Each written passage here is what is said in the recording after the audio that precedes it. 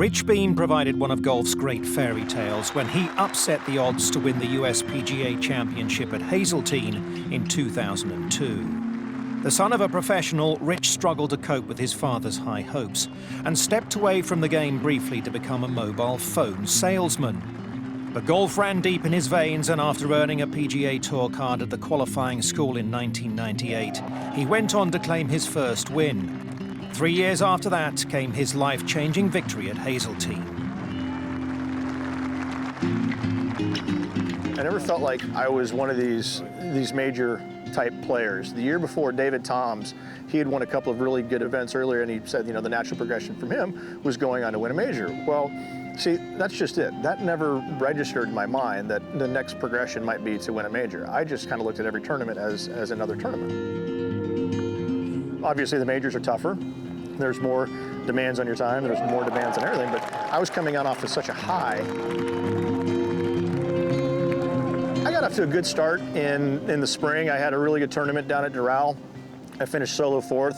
I found a new putter and I put it in the bag, and it was actually a putter that Jesper Parnevik had used for a long time. And he came up to me before the first round, he looks at my bag, he goes, well, when'd you put that into play? I said, just this week. He goes, oh, you're gonna putt like a genius, but next week you're gonna miss everything. And I kind of laughed, and I did. I putted like a genius. And then the next week, I missed everything. I mean, it was so funny. I had great balance in my life in 2002. I just got married in 2001. My wife, after the good finish in Doral, she quit her job and she came and she traveled with me full time. I had a great caddy and we were really clicking. And just, things were simple. I was ready for another big finish. I was ready for another big breakthrough. Whether you win or not is it's one of the toughest things to do on any tour. And it just goes happen that 2 weeks before the PGA, I won the International, but the reason why that came is because I was supposed to have 2 weeks off, and after a week, I'm sitting at home, I said, listen, I gotta go play golf. So I added the John Deere, and we went out and played a great first round, and then a horrific second round, and missed the cut. We sprinted, caught a flight to Denver, and practiced all weekend out at Castle Pines, and that just gave me a lot more confidence, and I felt like I was ready. And when you can drive it in the fairway and you can give yourself good looks on your second shot, there's nothing better than that. And that's what I did very well throughout the year, and that's what I'd continue to do during the PGA. He arrived at the PGA ranked 73rd in the world, having started the year a lowly 284th. His 3 previous major appearances had yielded 2 missed cuts and a tie for 70th. But his newfound confidence allowed the Texan to freewheel and enjoy himself. First thing on Monday morning, we were first group out, 7 a.m. Went out there, and by the time we finished on 18, there's 40,000 spectators on the golf course. I'd never seen anything like that in my life. I'm thinking, this is kind of a big deal. And the next day we played I think it's kind of a fun little 5-ball with John Daly, Robert Gomez, Pat Perez, Fuzzy Zeller, and myself. Might have been a little bit of wagering going on in that group, just a bit. But I had a great time, and Fuzzy said to me on one of the holes, I hit driver, and he says, Beamer, what are you doing hitting driver? He says, it's a long iron or a fairway wood out here, and you got an 8-iron straight into the green. There's no reason to take driver out. I said, Fuzzy, I won 2 weeks ago. I got $1.6 million in the bank. I got a 2-year exemption. I'm hitting driver everywhere. And he goes, go get it, son. And I did. I went out and I had an up and down first round, but then things just started clicking. But for me, it was just more of a case that I was having so much fun playing golf that I really didn't think of the consequences. And Tiger said it perfectly. And I actually took it as a compliment as soon as I heard it. He said, sometimes it helps to be a little naive in that situation. It is. Because if I would have actually had to think about exactly what was going to happen to me, if I had won the PGA, there's no way. I mean, I think that I would have, I'm not the world's greatest thinker, I can promise you that, and I probably would have letting a few extra things creep into my head, but it was meant to be. Tiger was firmly in contention and looming large at Hazeltine. Having won the Masters and the US Open already that year, he was the clear favourite for the PGA as well. Beem's name was above Woods on the leaderboard, though, after Rich shot a superb second round 66, featuring some nerveless putting. By the end of round 3, he was solo second and in with a chance of a remarkable major victory. Well, it's amazing after having some fajitas and 2 Coors Lights and a muscle relaxer how well you actually sleep. I wasn't going to take any chances of laying in bed. Are you kidding me? My wife's a pharmacist. She goes, absolutely.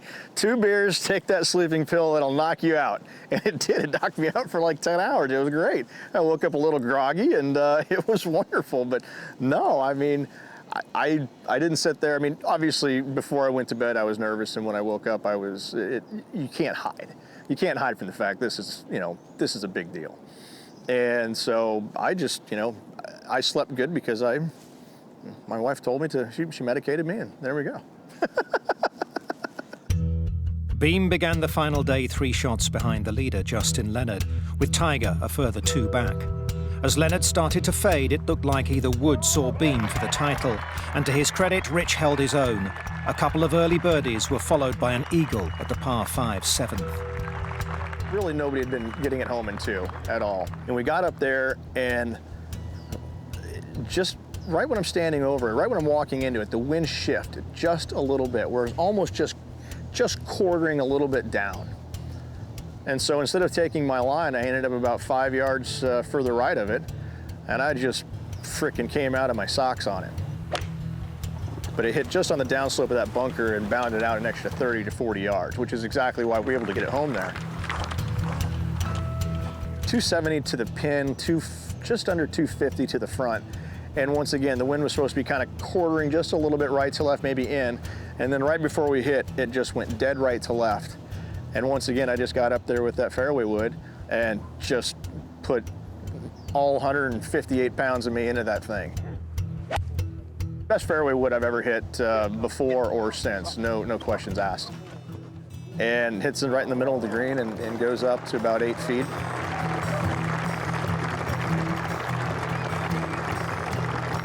I look at my face after I hit that shot, and I'm going, oh my God, I look like I'm about to pass out. I mean, it was hysterical. I mean, I literally looked like I was about to pass out. Once I hit it, it was really good, and it was just one of those shots that, I'll never forget. I never forget the feeling of it, which I think is probably the coolest thing about it. I remember the feeling of hitting this thing and just going, ooh, that was good.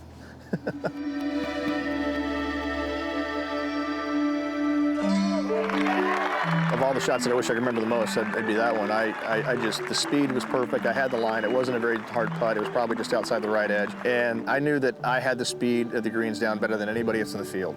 I was so confident on the greens. I talk about driving the golf ball well and things like that, but you have to putt well, especially in the big tournaments like that. There's no greater satisfaction feeling in the world. I mean, I had permagrin for, a month afterwards. I'd wake up, I mean, it was insane. It was just one of those euphoric things. I mean, I remember watching Tiger win those majors, and he would go and he'd fist pump, this and that. I'm like, this just happened. This is going to be awesome. And, that's just me, though. I mean, people have different personalities. Everybody kind of celebrates differently and whatnot. And my personality has always been kind of easygoing and laid back. Like I said, but I was nervous the entire time that I was out on the golf course on Sunday, but I just kind of found a way to do it. And so it as much as it was a relief, it's kind of almost a downer because I couldn't go do it again. Let's go play again. That was fun. But, obviously winning it was the ultimate, and the stories afterwards are, some of them are not fit for TV, but it was, we had a blast. The trip from Minneapolis to Seattle that night was a blast. And, we got there about midnight and got to the hotel, and then I woke up at 6 a.m. I got about 2 hours sleep, but I just sit there and giggled. I giggled for days. And it was just amazing. I mean, there's no greater feeling. It's just one of those things where you're forever known as a major champion, and if nothing else, I got a really giant urn to put my ashes in when I die.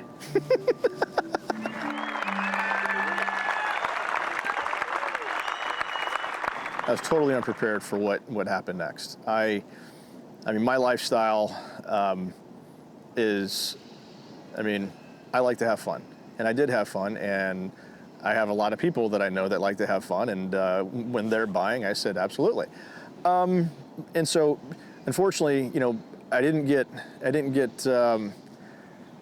pulled aside quick enough to say, listen, now the easy part's over. Now the hard part comes afterwards. Now you've got all of these other things to deal with. Now you've got people watching you at every corner. People are going to be, their expectations of you is going to go way up.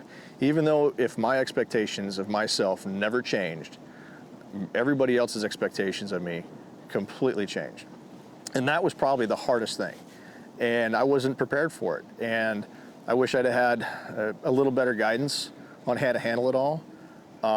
I think that if I did, who knows, I might still be out here playing.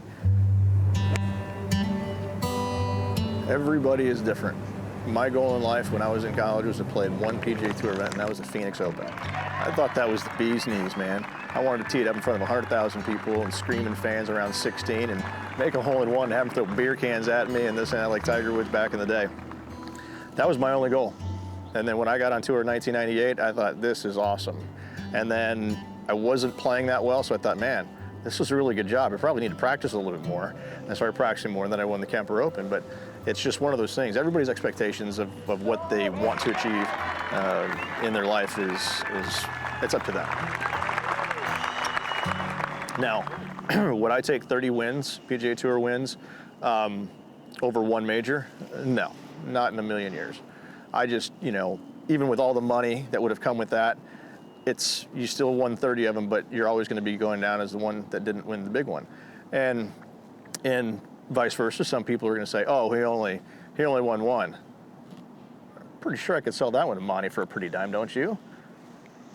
Get my drift? So, I don't know. I think people they have their own perceptions of they have their own expectations of what players think and what they should think and all that.